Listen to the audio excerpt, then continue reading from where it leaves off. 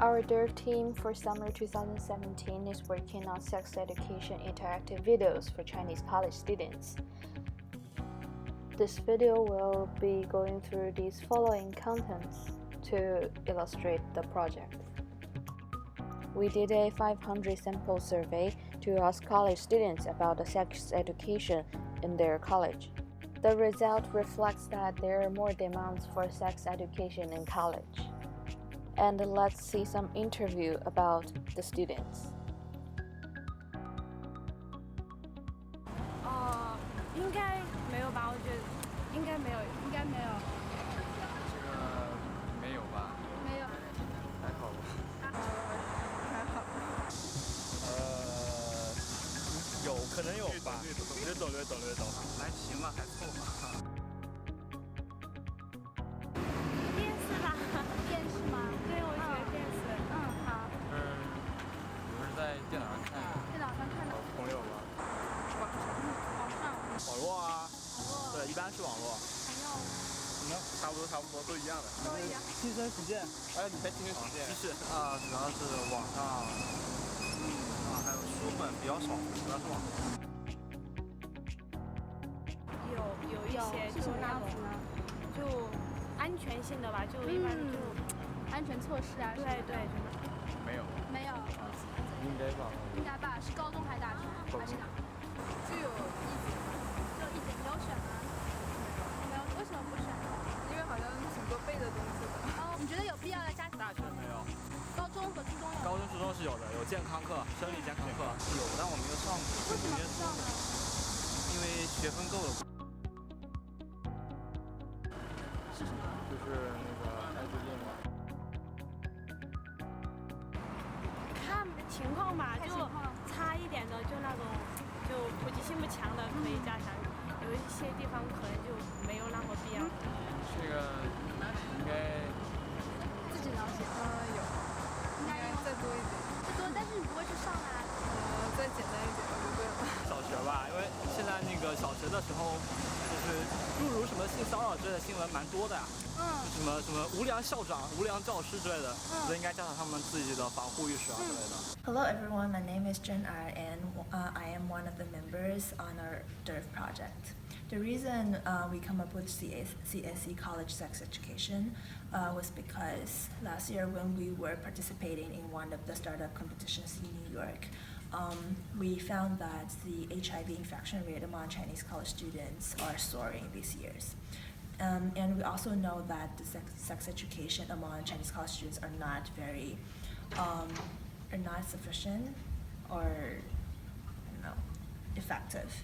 So we want to do some interactive educational animation for the Chinese college students to learn, so they can learn basic sex knowledge, for example, safe sex and about sexual assault. Well, I am mainly responsible for coordinating and communicating in this project and doing research for the educational parts for the animation. So for the coordinating part, I feel because we don't meet personally with our team members. 这边重新再来一下好吗？我刚抖了一下。就是what do you think is the most difficult part for that? Okay. So for me, I am mainly responsible for coordinating and communication for the team, and also I am responsible for doing research for the educational part for the animations. For the coordination part, I feel like so because our members do not meet personally for the DERF program, so we need to do online like WeChat meeting every week, and we also need assistance from outside, like some of our friends or school classmates. So it is always difficult to coordinate every part in this program and get everyone motivated and get everyone finish their tasks by deadlines. For the research part, because we're not professionals in sex education, we have to consult a lot of professional textbooks, and also we need to consult some of the doctors, and sometimes it's very time consuming. The last major contributes to the whole procedure are the illustrations of all the characters coordinating all the materials and post-production effects. Della said, I think sex education is important because it's a topic that relative to almost everyone. It's such a universal topic, but rather to be educated properly in school or within families, it is treated as a taboo in Chinese society. in order to increase the quality of the animation, Della looks for amateur voice actors to help us. She posted a recruiting message online through which a group of volunteers formed a team, especially to help us on the voiceovers. In addition, she works on the post-production effects, where she mostly focused on adding background musics, sound effects, changing and editing some of the voice files, and certain adjustments in the general pace of the video. My role in the team is to do background research on the digital presence of the learning materials. With the assistance of digital learning tools, we hope that students can engage more in the learning process and absorb the knowledge better. More and more colleges, universities, and companies are demanding softwares to produce easy class for students or employees to learn from. So we did some research on the existing platforms such as NetEase, MOOC, and other provided by the third parties. We think that HTML5 is definitely a very useful tool. After group discussion on the general structure of the storyline, Nora will start the research on the knowledge that will be involved. Ariel will be doing the script draft.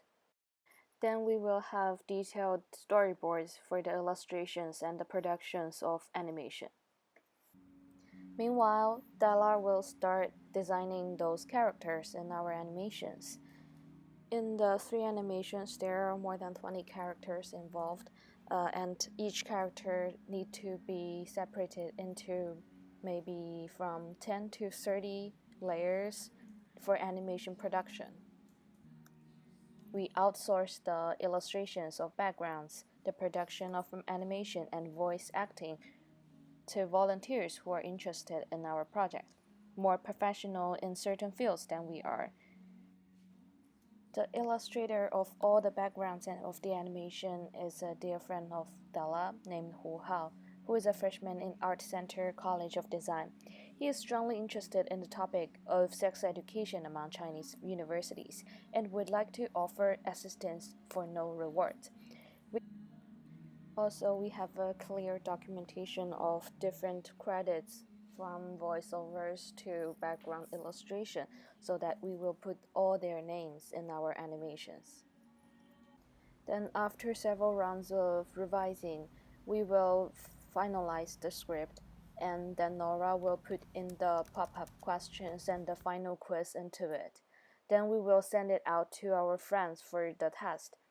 From their accuracy of the test and also their feedback, we will revise our wording and the question to ensure it's for general audience use. Before the production of voiceovers, Della and Nora add the tones and the clear instruction for the volunteers to have a better understanding on our script. We are glad that 2 IMA major students, Sunny and Jiaqi, were helping us during the animation production. They offered us plenty of valid suggestions and teach us how to do detailed illustrations. During the animation production, Sunny was responsible for the first episode. Jiaqi produced the second episode and the first half of the third episode. Ariel works on the rest of the third episode. As you can see from the screen recording, we are doing the animation of the characters with the help of Puppet tool. There are around 30 minutes animation in total for 3 episodes, which is a larger production than we have expected. As the last part of the production, we assembled those animation videos into interactive HTML5 through Captivate. Captivate is a digital tool where you can insert question slides, including knowledge slide, pretest slide, and also quiz slide. Also, it offers different options of question styles that you can personalize in your project. We put pretest at beginning, knowledge slide in the middle, and the 12-question quiz at the end. Students need to complete 8 of the 12 questions in order to get passed. Otherwise, they need to retake the quiz in order to get passed. This is the demo of the first episode. Upon entry, we will see the first question about the pretest of the sexual harassment knowledge. The first question is to test whether you know different kinds of sexual harassment. The first one is body touch. Choice B is oral harassment. The third one is about putting any sexual related pictures and advertisement in public place. D is to expose the sexual organ to people. E is sexual transaction in terms of profit. F is without people's permission to hug, kiss, or touch someone. The second question is about who is possible to face sexual harassment. The first one is male, the second one is female, and the third one is everyone. After those questions, we sometimes insert the knowledge into the project so that students can learn from. Then we will enter the animation part where we put some scenarios of sexual harassment. We connect those questions and knowledge through the storyline. Let's look at one of the scenes to have a better understanding. The guy is selling his buns to the lady, but he looks really suspicious when he looks at the lady. He said that the girl has really large boobs, which is like the steam burns that he sell. He said that he is imagining that her boobs is really softy and with good feeling, which is the same as his steam burns. Then he said some sexual indications about his imagination. And he also thinks that it's fine to say these words to the lady.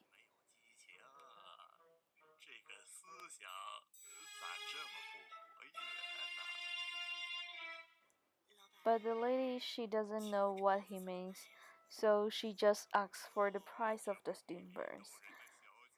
Then the boss say something more directly about the sexual harassment.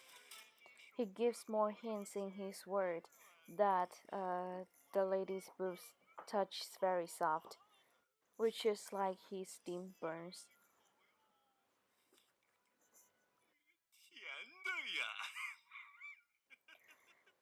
When he tries to get the money from the girl, his hand puts on the lady's boobs.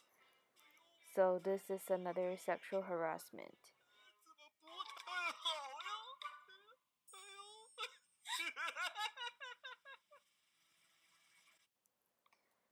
Then we come into the question about defining the vendor's way of sexual harassment, which is body touch and oral harassment. Later in this episode, we put some more materials about consent, which is inspired by NYU's alcohol education. After animation, there are examples of the quiz. Xiaomei is complaining that her boyfriend is always do some actions that makes her uncomfortable, such as hug, kiss, and touching. People has different opinions over the case. Generally, the girl should keep her right in this relationship and have good communication with her boyfriend. We also have questions about the law in China and the regulations of the punishment. These materials are coming from the knowledge in the animation part, so the students should be able to answer them correctly. After answering the 12 questions, students can look at the Easter egg, or go to the result page. The second episode of our project is more about the anatomy of males and females. The story happened in another planet in the universe, where an alien professor is introduced human beings' anatomy to his students. We have the detailed illustrations for males' organs and females' organs to have better illustration on their functionality. And we insert the common misunderstandings of general audience as the questions that students raise during the process. Since the second episode is not scenario-based, it is more about professional knowledge. We introduced more varieties of questions, such as matching the functionality and the organs of different human anatomies to have better knowledge illustrations for students. All the knowledge used in this episode comes from a sexual education book published by Peking University. The difficulty we met in this part is that the knowledge is too professional for students, so we decreased the difficulty of questions after we did the user test and add more fun illustrations. The third episode we made is about safe sex. We have the examples of abortions, accidental pregnancy, and STDs in this part. Bella's mom, as a professional in this area, helped us a lot on the knowledge part. The production of animation has finished, so we will be working on the Captivate part in a few days. During the process, we received a lot of help from our friends to do the user test. We observed their reaction, their facial expression, to have a better understanding on how to improve the animation and the questions. We conducted several discussions on the production so that we will know how the audience look at our product. Although we were grateful for Marianne's help during the process of the research. Thank you, Marianne, for spending time with us listening to our illustrations on the animations and the questions. Through the discussion, Marianne offers very great examples in the States so that we can see the problem in a global perspective. Also, these insights inspire us to think more about the questioning and the wording of the knowledge part for Chinese students. Finally, our team wants to thank everyone who has helped us during the process.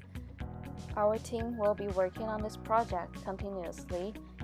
We will finish the interactive part of the third episode in a few days and hopefully get our website and WeChat account running through the next semester. We hope this project can bring in some new thoughts to the NYU Shanghai community and have some influence among the Chinese university students. If you have any questions or suggestions for us, please feel free to reach out to us at cseproduction@163.com. Thank you very much for watching the video.